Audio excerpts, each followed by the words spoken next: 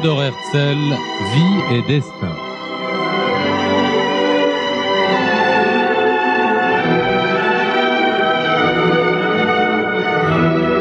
Théodore Herzl, Vie et destin, une série proposée par Philippe Bocara, présentée par Shlomo Malka, collaboration Paul-Henriette Lévy, une série réalisée avec le concours du Fonds Pincus.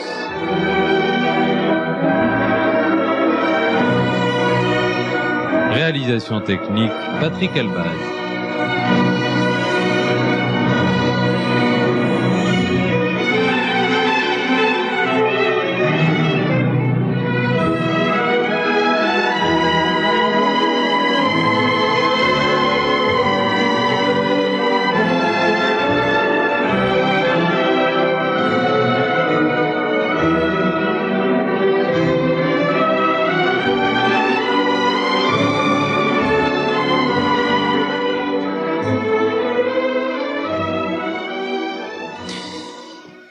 Philippe Bocara, bonjour. Nous arrivons au dernier mois de la vie de Théodore Herzl. Nous sommes en 1903. Il va mourir en 1904, assez jeune. Il va mourir à 44 ans. Mais auparavant, dans cette dernière année, il connaîtra une épreuve qui est celle du projet de l'Ouganda, du fameux projet de l'Ouganda. Effectivement, lorsque les offres anglaises concernant les pays voisins de la Palestine, comme le Sinaï ou Chypre, avaient échoué, Herzl avait pressenti qu'il y avait une espèce de rapport entre cet échec-là et sa mort prochaine. Il avait acheté un caveau pour son père et pour lui-même, alors que cette démarche-là, il l'avait retardée pendant les années précédentes. Il faut dire que son père est mort peu de temps avant.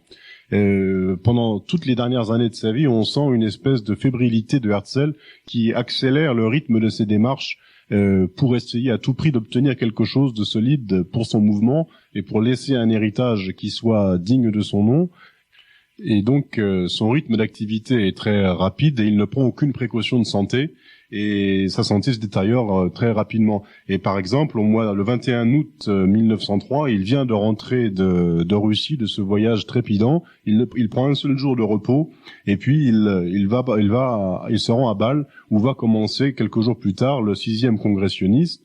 Et il y a les réunions des instances sionistes qui précèdent le congrès où il va présenter pour la première fois à ses compagnons la première offre publique écrite faite par une grande puissance au mouvement sioniste pour la réalisation de ses buts.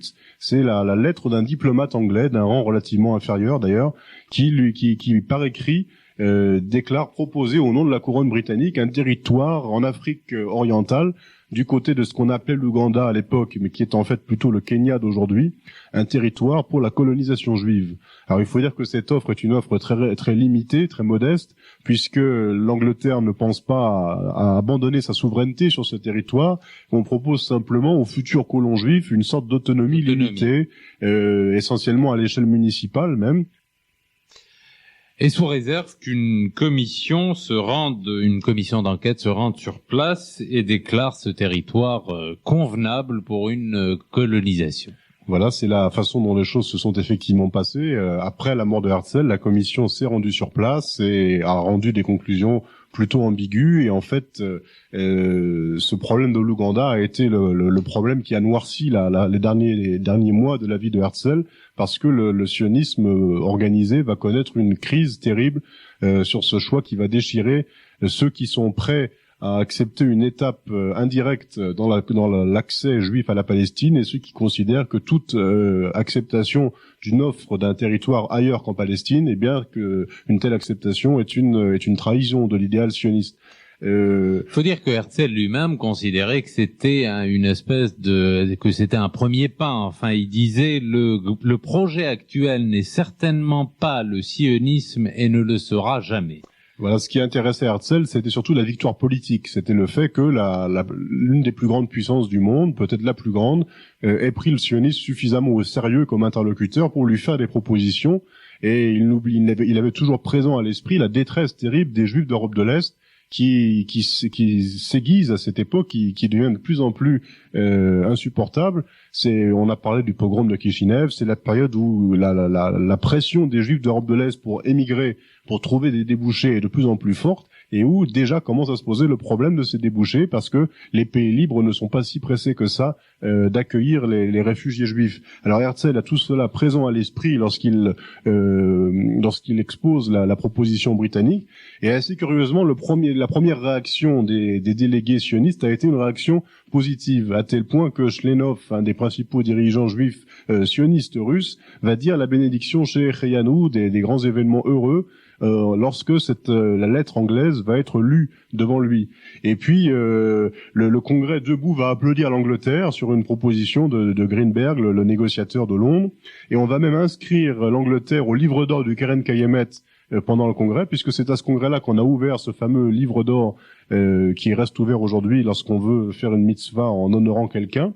Et c'est pendant le cours même du Congrès que les sionistes russes se sont réunis et ont constaté de plus en plus qu'ils n'étaient pas persuadés par les arguments de Herzl, mais qu'ils considéraient comme quelque chose d'inacceptable et comme une trahison l'offre de l'Ouganda. Et c'est là que vont se produire des affrontements terribles.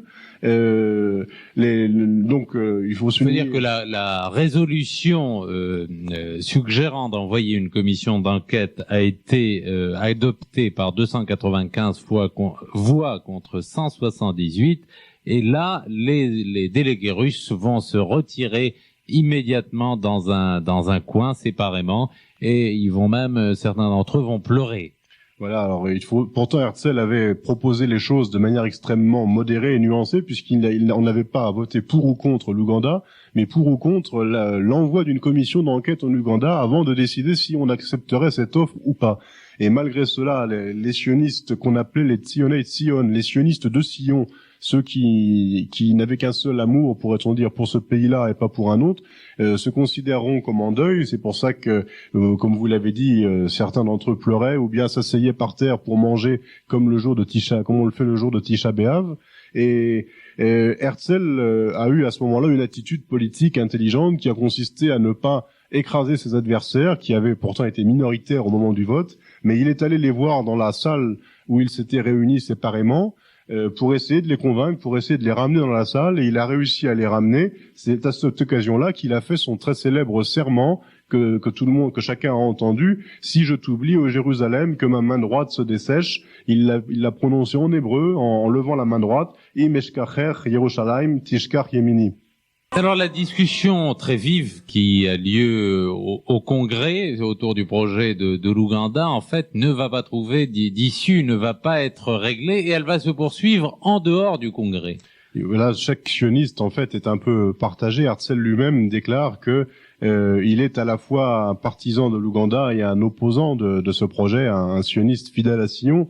Et il envisage même, si le conflit reste insoluble, de démissionner et de faire en sorte que l'organisation sioniste se scinde en deux et qu'il y ait une structure qui s'occupe de l'action pour la Palestine et une autre de l'action pour les pays d'étape, un peu comme l'Ouganda.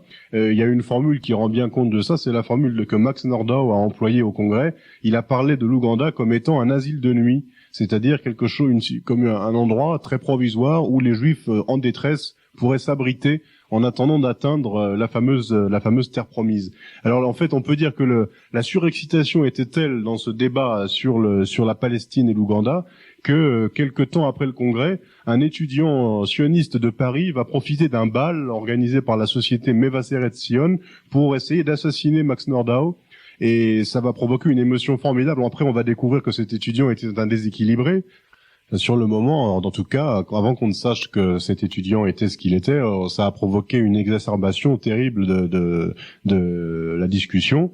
Et Herzl va défendre de manière très ferme son autorité. Il était très attaché à se faire obéir de ses compagnons, des militants, des dirigeants sionistes. En fait, il n'a jamais obtenu cette espèce de reconnaissance comme leader qu'il aurait souhaité. C'est une chose qui est en même temps à son honneur. Il a constamment respecté la liberté des discussions totales au sein de l'organisation. Et par exemple, dans le journal Die Welt, pendant toute cette période, on trouve des opinions favorables à l'Ouganda et des opinions hostiles côte à côte. Herzl a toujours tenu à préserver le caractère démocratique du mouvement. Alors, on peut dire que pendant cette bagarre terrible avec les partisans avec les opposants de la théorie de l'Ouganda. Un des hommes à qui il va se heurter, c'est Menachem Ussishkin, qui par la suite a joué un rôle très important dans le développement du Yishuv, dans la présence juive en Palestine. C'est un des grands artisans de la colonisation agricole juive. Et Ussishkin était en Palestine pendant le congrès de l'Ouganda. Et il a profité de sa visite pour organiser une espèce de mini-mouvement sioniste à l'échelle locale des sionistes déjà implantés en Palestine. Et ces sionistes-là ont envoyé un message au congrès sioniste officiel qui se tenait à Bâle, et ils ont un peu profité de l'autorité morale que leur donnait le fait de vivre en Palestine pour intervenir dans la discussion et pour dire qu'il n'était pas question de choisir une autre carte que celle de la Palestine. Et Herzl a très mal pris la chose, il a très mal pris la contestation de son autorité. Il faut dire qu'Ussishkin était une personne assez invivable, qui avait une réputation terrible sur le plan des rapports humains. On rappelait toujours que dans sa ville d'Odessa, il habitait au coin d'une rue qu'on appelait la rue de l'acier, et on disait que sur le plan des rapports humains, c'était un homme en acier. En tout cas, le congrès de Bâle sur le projet de l'Ouganda est le dernier congrès de Theodor Herzl. Theodor Herzl vit ces derniers mois, son état de santé s'aggrave considérablement. Et il est assez curieux de voir que tant qu'il a eu la force de tenir debout et de se mouvoir, il n'a pas interrompu ses démarches politiques, diplomatiques. Il a eu un nombre de rencontres absolument incalculables avec des hommes politiques, des journalistes, des intellectuels. On peut signaler en janvier 1904, une rencontre au Vatican avec Mary Delval, qui était le secrétaire d'État, qui lui a indiqué que le pape Pie X était plutôt favorable à ses idées. Et il a rencontré également le roi d'Italie, Victor Emmanuel III, qui s'est lui aussi montré très favorable. Tout cela n'a donné aucune suite positive, concrète, mais enfin, tout ça, ce sont aussi des graines qui vont germer plus tard. Ce sont les premières démarches pour faire connaître l'idée sioniste, qui n'est encore qu'une idée, qui ne s'est pas encore incarnée dans la réalité palestinienne, dans l'opinion publique occidentale. Alors, le dernier acte public en fait de Herzl, ça a été en avril 1904, une réunion de la direction sioniste à Vienne, dans laquelle il a un petit peu fait son testament moral, son testament politique, et il a dit que pour lui, sa personne importait peu, que ce qui lui importait, c'était que l'organisation dont il avait jeté les bases continue après lui et ne se désintègre pas sous la pression de conflits comme le débat sur l'Ouganda.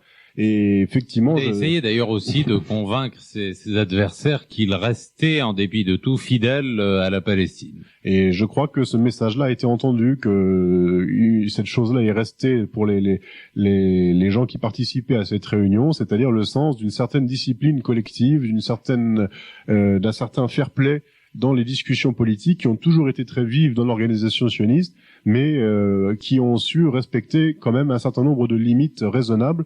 Ça n'empêchera pas qu'il y aura en 1905, un an après la mort de Herzl, une scission justement avec les territorialistes, avec ceux qui acceptent un autre territoire que celui de l'Ouganda.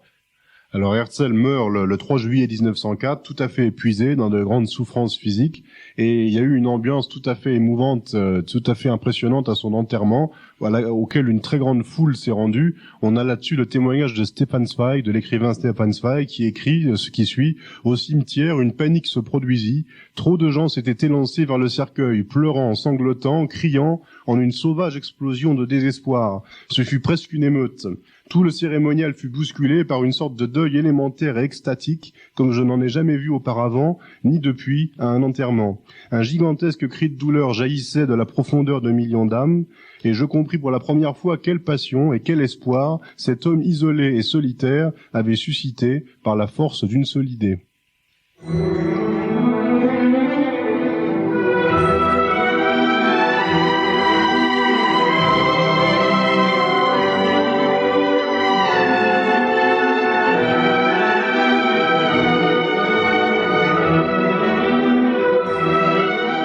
C'était Theodor Herzl, Vie et Destin.